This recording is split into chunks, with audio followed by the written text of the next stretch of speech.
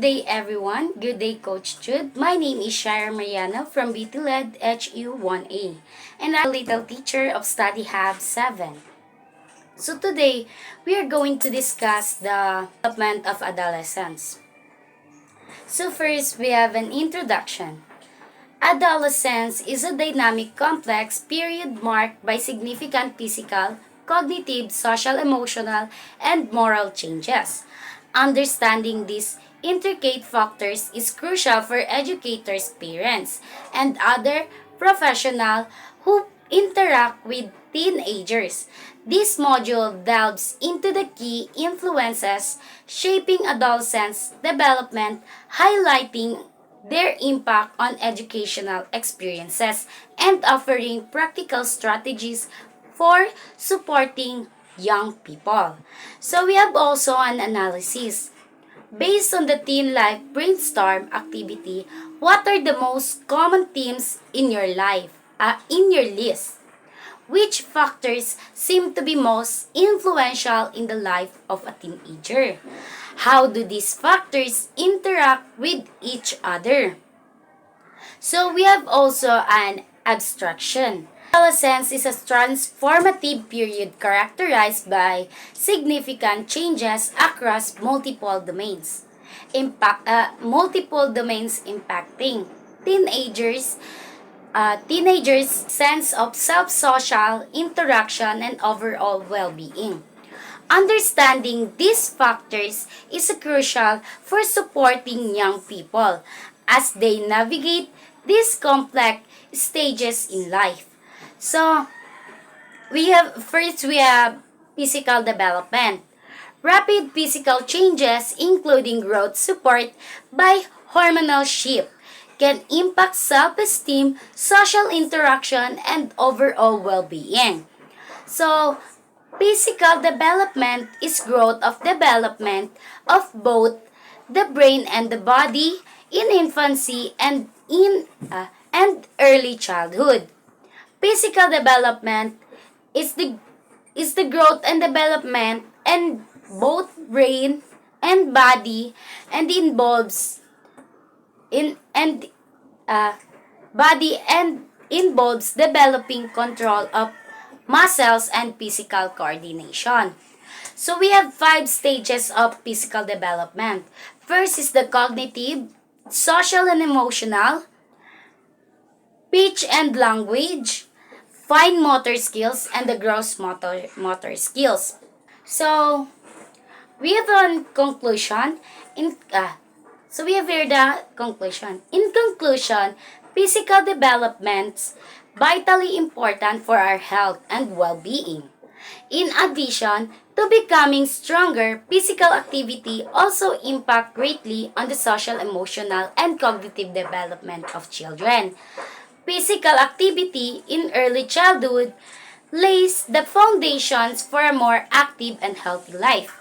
So, the relevance of the discussion about the physical development help participants understand the impact of these changes on the teenagers, self-image, social interaction, and overall well-being. This knowledge is essential for creating environment that support positive body image and healthy self-esteem. So now we understand what is the impact of the physical development. So that's all for our topic. So my other members will continue of these discussions. So thank you for watching and listening to my video and also to my presentation to my video presentation rather. And um again, my name is Shira Mariano and I'm the little teacher. So now we can proceed to Miss Ginaldine S. Gamal. So she will going to discuss the other topic, and the next person will discuss is Jessica Boseso, and also the other topic will discuss um, um, Princess Alin Lakay, and also Charis Joy Rojas. And that's all for our video. Thank you.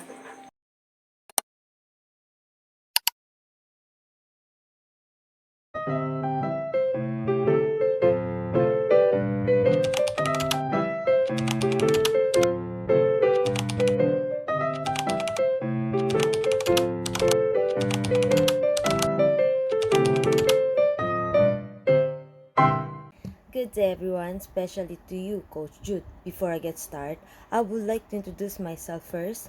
My name is Ginaldine S. Gamal from BTLED HE1A. And now, before I get started to my topic, I will have a short recap from Shaira Mariano's report.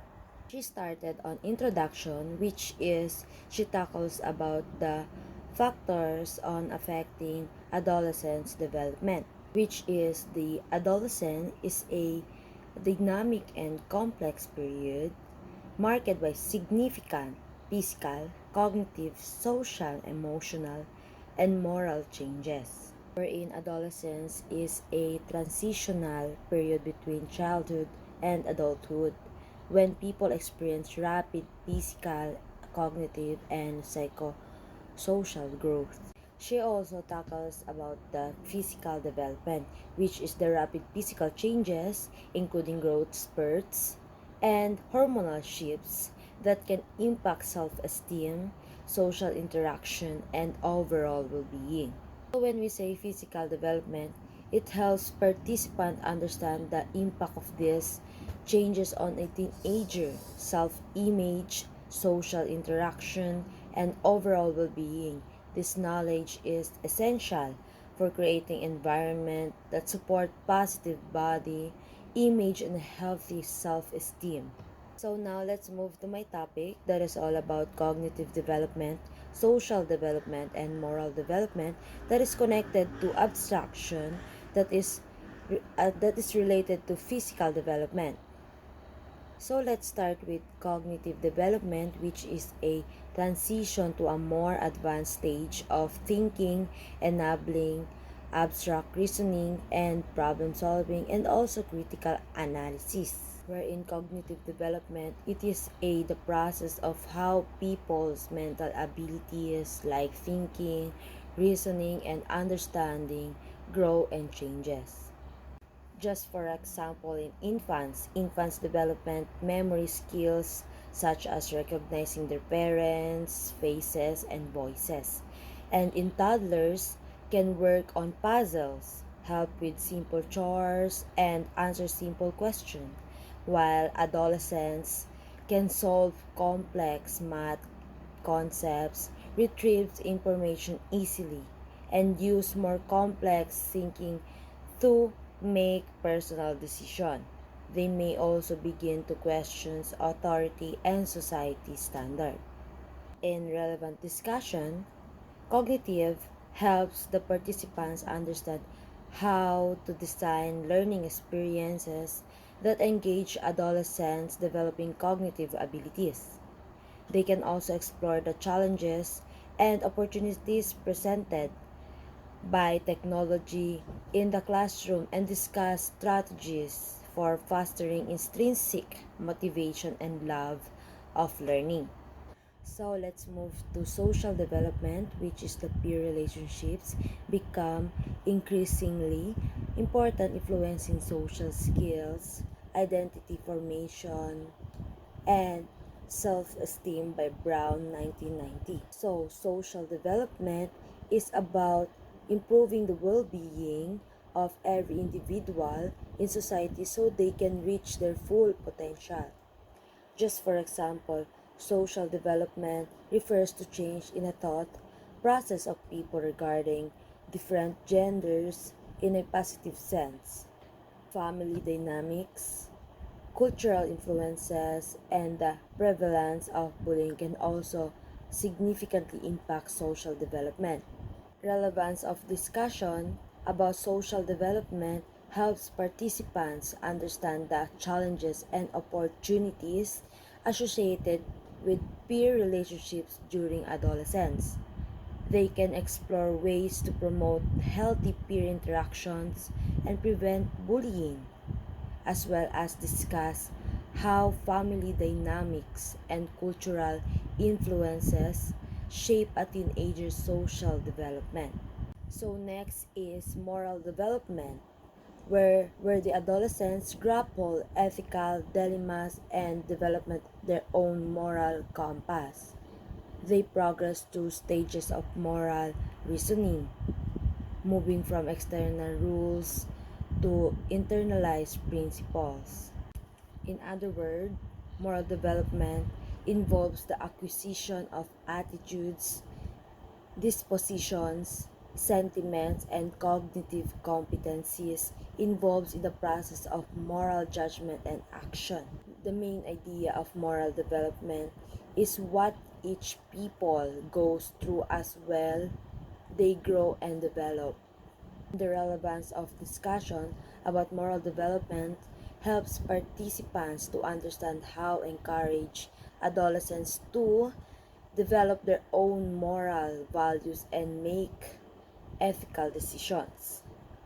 They can explore the role of models in moral development and discuss strategies for fostering a sense of social responsibility and civic engagement in teenagers. Moral development, it is a process of how persons understand of right and wrong changes over time. A person makes moral decisions based on how it will affect their interpersonal relationships. For example, a child who acts nice or behaves properly to win the approval of others. Stage 4 in Law and Order. During this stage, a person is focused on following the rules and respecting authority. So that's all for my topic. Thank you for listening. And once again, my name is Geraldine Escamal from BTLED HA1A. I hope you understand. Thank you.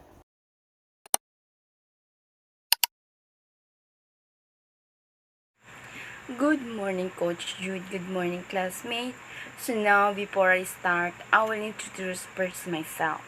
My name is Jessica Tiboseso from Bitilid HE1 and also from Study Hub 7. So now, before I start, I will give a short recap first about the topic of Chinel.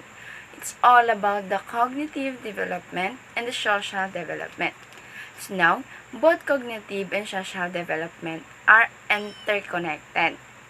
Cognitive skills help us understanding social cues, while social interaction can stimulate cognitive growth. They work together to help become successful members of society. So now, let's proceed to my topic.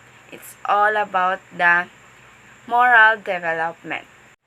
So now my topic, it's all about the moral development and emotional development. So first is I will discuss to you about the moral development.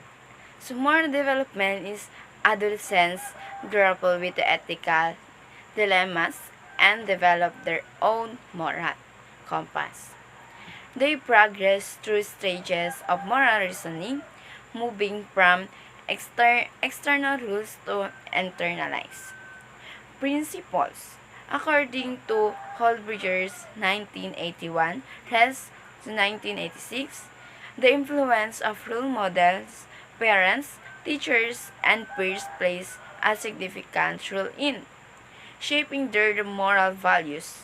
According to Worker 2004, community involvement can foster a sense of social responsibility and ethical behavior, according to Eunice and Yates 1997.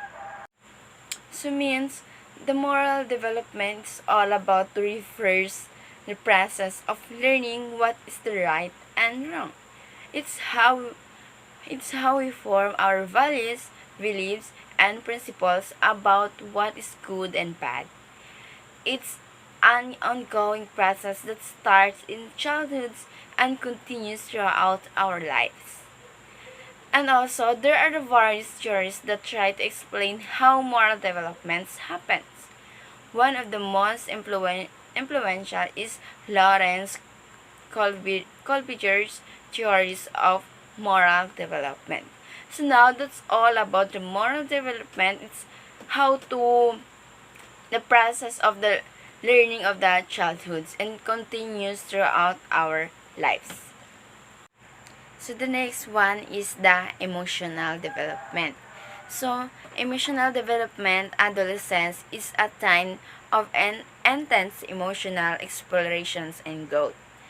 Teenagers grapple with identity informations, exploring their values, beliefs, and sense of self, according to Erickson's 1968. They also develop emotional regulation skills, learning to manage their emotions and cope with challenges. According to Gross 1998, however, common emotions challenges like anxiety and depressions can impact learning and overall well-being. According to Mitch et al. 2019 rather, having a strong support network is crucial for emotions well-being, according to Hans 1981. So from your own word, what is the emotional development? So the emotional development is the process of learning to understand and manage your emotions. It's how we learn to identify, express, and regulate our feelings throughout our lives. Think of it like this, just like a physical body grows and changes. Our emotions were developed too. We start by learning simple emotions like happiness and sadness and gradually learn more complex ones like empathy, guilt, and shame. So now that's all about the emotional development. It's all about your feelings and emotions. So now I will give a short recap first about the moral development. It's like learning how to be a good person. We start by figuring out what's right and wrong based on what we get in trouble for or what gets us a reward. Then we learn to follow the rules and do what everyone else right is right. Think is right rather. Finally, we start to think for ourselves and decides what we believe is the best way to act. Even it is even if it means going against the rules sometimes. So now that's all about the short recap of moral development. So now let's proceed to emotional development. So the emotional development is like learning to ride a bike. You start by learning the basics, like to balance and steer. Then, you practice and get better at handling different situations like going uphill or down a hill. The same is true with emotions. We start by learning basic emotions like happiness and sadness. Then, we learn to handle more complex emotions like anger or disappointment rather. As we grow, we get better at understanding our emotions and using them in healthy ways. So now that's all about my topic. It's all about the moral development and emotional development. Thank you and God bless.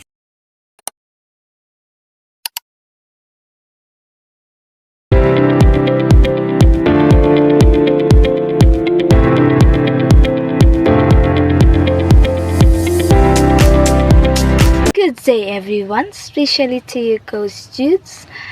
Before I'm going to start my video presentation, I'm just to introduce myself. Hi, my name is Princess Aling Ilakay from Beauty Led HE1A. So this video presentation is the last topic. So I have the three topics. So first, I will discuss to you the first topic is supporting emotional development in adolescence. So what it is mean? Emotional development in adolescence is the process through which teens learn to understand, express, and manage their emotions. This stage is crucial because of the emotional, cognitive, and social changes that occur during this time. Adolescents often experience heightened emotion due to their developing brain and evolving relationship. Proper guidance in emotional development helps them navigate challenges, build self-awareness, and regulate their feelings in healthy ways, setting the foundation for mental well-being and future successful. So, we proceed the second topic. Next is create a safe and supportive environment. Provide a space where teenagers feel comfortable expressing their emotion without judgment. Encourage open communication and active listening. So from the create a safe and supportive environment is essential in fostering emotional development. In such an environment, adolescents feel comfortable expressing their emotions without fear of judgment. To create this environment, they are encouraged open communication. So teens should be encouraged to speak openly about their feelings, knowing that their opinions and emotions are valued. Next is active listening. Actively listening and validating their emotions help create trust and emotion safety. When teens feel heard, they are not more likely to express themselves without fear or criticism. Next is empathy and trust. By showing empathy and trust, adults create an atmosphere where adolescents can explore and express their emotions in a healthy, supportive space. And the last is creating this environment is essential because it helps adolescents feel secure, which promotes emotional openness and growth. So let's discuss the last topic. Last is teach emotional regulation skills. Emotional regulation is the ability to manage and respond to emotional experience in a healthy way. This skill is crucial during adolescence as it allows teens to navigate intense emotional like stress, or anxiety. These are the key strategies for teaching emotional regulation. They include number one is identifying and labeling emotions.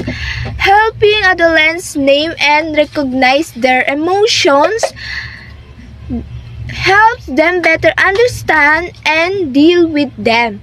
This can reduce confusion and emotional overwhelm. And the number two is coping mechanism rather.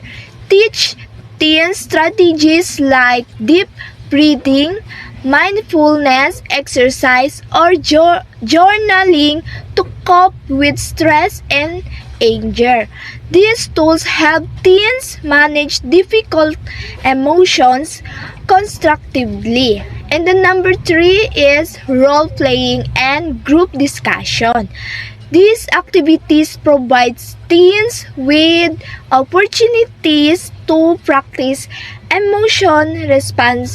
responses rather in a control. Support, and the last is supportive environment. They can discuss real life scenario, helping them gain insight into their feelings and how to handle them appropriately. So by equipping teens with emotional regulation skills, they are better prepared to handle difficult sis- sit- sis- uh, situation rather leading to improve mental health and relationships. So this day I will be recap my topic and I will give the conclusion about my topic. So before the end my video presentation, I just to give the conclusion about my topic. So from supporting emotional development in adolescents is essential for their growth and well-being. By creating a safe, supportive environment and teaching emotional regulation skills, we can help teens manage their emotion more effective, fostering resilient empathy and better decision making. This is not only benefits their mental health but also to improves their ability to form strong relationships, achieve academic success, and face challenges with confidence. So that's all. Thank you for listening and watching my video presentation. Have a nice day.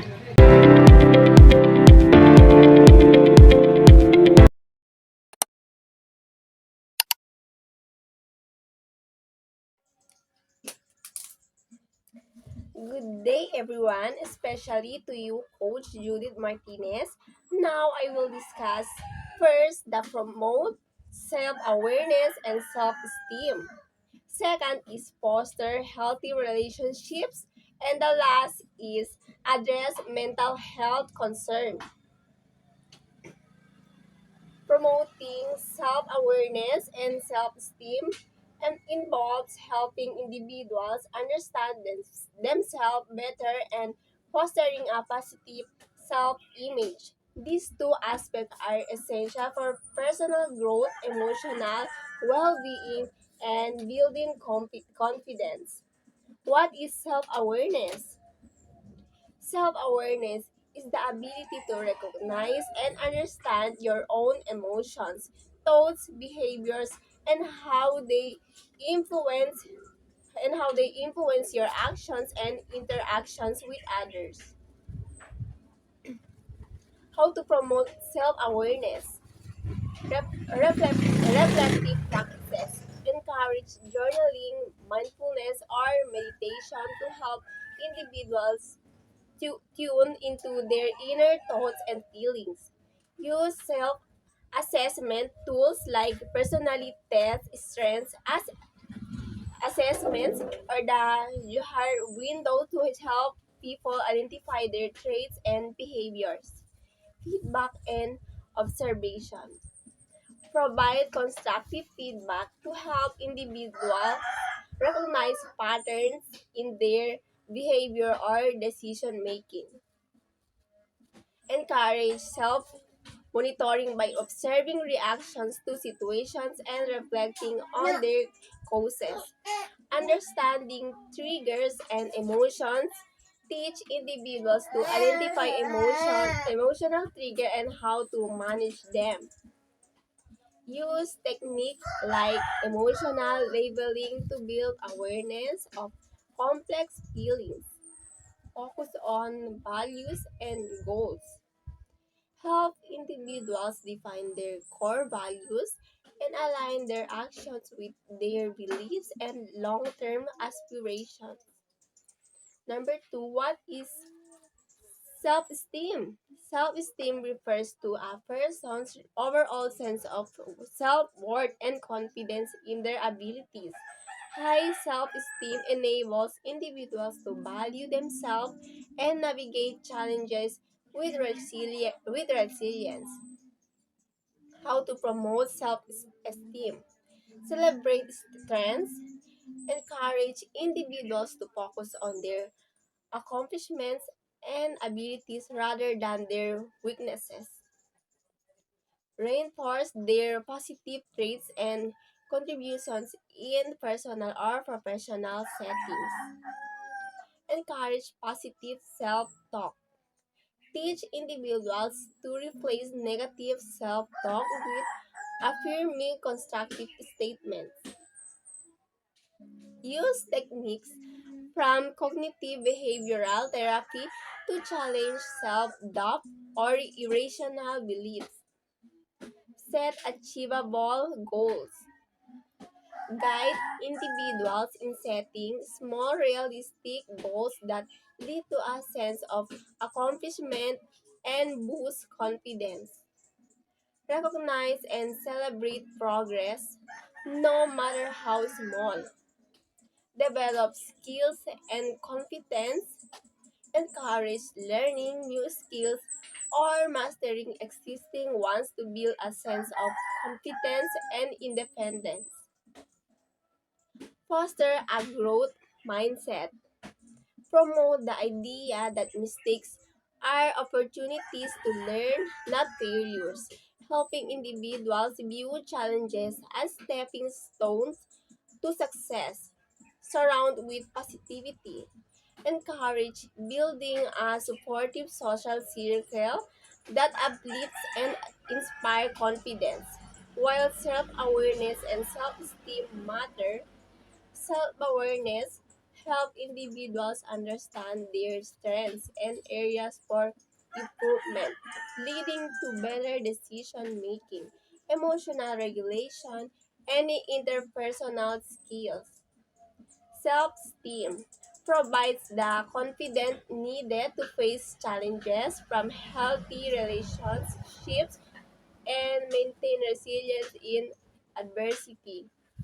Promoting both creates a foundation for personal development, improved relationships, and overall mental well being.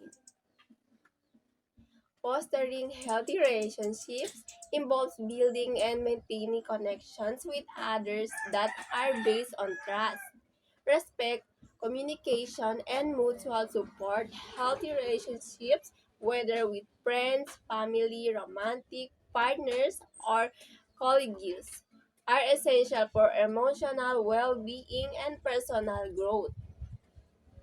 Characteristics of healthy relationships. Trust. Both parties feel secure and confident in the relationships, free from suspicion or fear or of betrayal. Respect. Each person values the other's opinions, feelings, and boundaries. Open communication. Honest and clear conversations are encouraged, allowing both individuals to express themselves freely. Support. Providing emotional, practical, and moral support in times of need. Boundaries. Understanding and respecting each other's limits and needs. Equally, both individuals share power and decision making, ensuring fairness. How to foster healthy relationships. Prac- One is practice effective communication, active listening, payful attention when others speak without interrupting, express feeling honestly, share emotions and thoughts openly and clearly, avoid blame, use I statement, I feel hurt instead of you hurt me to prevent defensiveness. Number two is show empathy and understanding perspectives. Try to see situations from the other person points of view. Validate emotions. Uh, Acknowledge and respect others' feelings even if you don't fully agree. Three is build trust. Be reliable. Follow through on promises and commitments. Be honest. Share truthfully and avoid deceit, even about small matters. Give time. Trust builds gradually with consistent positive experiences. Number four is set and respect boundaries. Communicate limits. Clearly state personal boundaries and needs. Respect others' limits. Avoid pushing someone beyond their comfort zone. Manage conflict constructively. Stay calm and address conflicts with a level head rather than reacting emotionally. Focus on solutions. Work together to resolve issues rather than assigning blame. Seek compromise. Seek compromise. Find middle ground where both parties feel heard and respected. Spend quality time together. Create shared experiences. Engage in activities that strengthen your bond, such as hobbies, outings, or meaningful conversations. Prioritize time. Dedicate moments to the relationships free from distractions, surrounding with yourself with positivity. Choose supportive people. Cultivate relationship with individuals who uplift, encourage, and inspire you. Let go of toxicity. Distance yourself from relationships that are consistently harmful or draining. Benefits of healthy relationships. Emotional support provides a sense of security and reduces stress. Personal growth. Encourage self improvement through shared experiences and feedback. Better communication skills. Build confidence in expressing oneself effectively. Enhance mental and physical health. Reduces anxiety, depression, and even the risk of physical ailment. alignment. Stronger community builds a supportive network that enrich life experiences. By fostering healthy relationships, individuals create a foundation of support and connection that enhances overall well-being and resilience. Addressing mental health concerns involves recognizing, understanding, and managing mental health challenges in a way that promotes well-being and recovery. Mental health is as vital as physical health and affects how individuals think, feel, and behave in daily life. Steps to address mental health concerns. Number one is increase awareness and education. Understand mental health. Educate yourself and others about mental health, common conditions, anxiety, depression, PTSD, and their symptoms. Break the stigma. Encourage open conversations to normalize seeking help and discussing mental health challenges. Recognizing warning signs. Teach people to identify signs of mental distress such as withdrawal, mood changes, or difficulty functioning. Number two is encourage seeking professional help. Therapy and counseling. Suggest consulting psychologists, counselors, or therapists for guidance and coping strategies. Medication when needed. Encourage seeking psychiatric evaluation for conditions that may benefit from medication, bipolar disorder, severe depression. Emergency support promote the use of hotlines, crisis centers, or emergency services for immediate help during crisis. suicidal thoughts. Create a supportive environment. Safe spaces foster environment where individuals feel comfortable sharing feelings without fear of judgment. Active listening. Listen empathically and without interrupting or offering unsolicited advice. Encourage connection help individuals build strong support networks through family, friends, or peer groups. Or promote coping strategies and resilience. Stress management. Teach techniques like mindfulness, deep breathing, or yoga to help reduce stress. Physical activity encourages regular exercise, which improves mood and reduces symptoms of anxiety and depression. Healthy routines promote balanced diets, adequate sleep, and regular routines to enhance mental stability. 5. Monitor and follow up regular check ins. Check on those struggling with mental health to show care and ensure they're coping well. Track progress. Help individuals monitor improvement in their mental health and adjust strategies as needed. Advocate for resources and access. Community programs.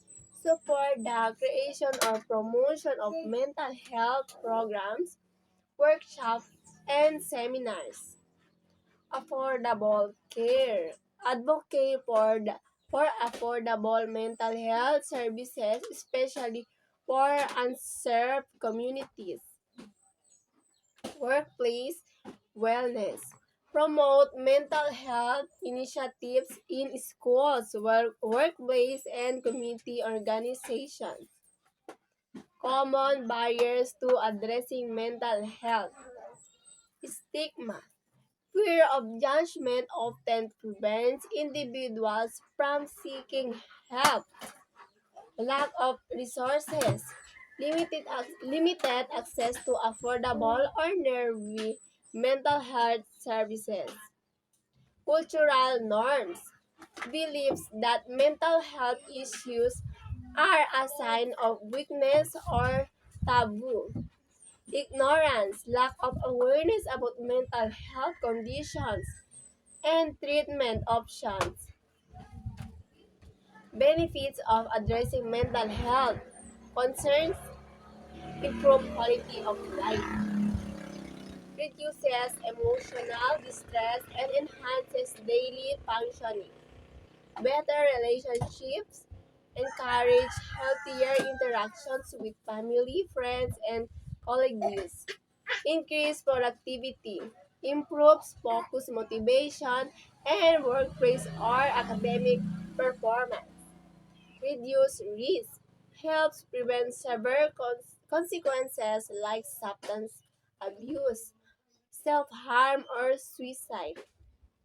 By addressing mental health concerns proactively, individuals and communities can foster resilience, empathy, and overall well-being.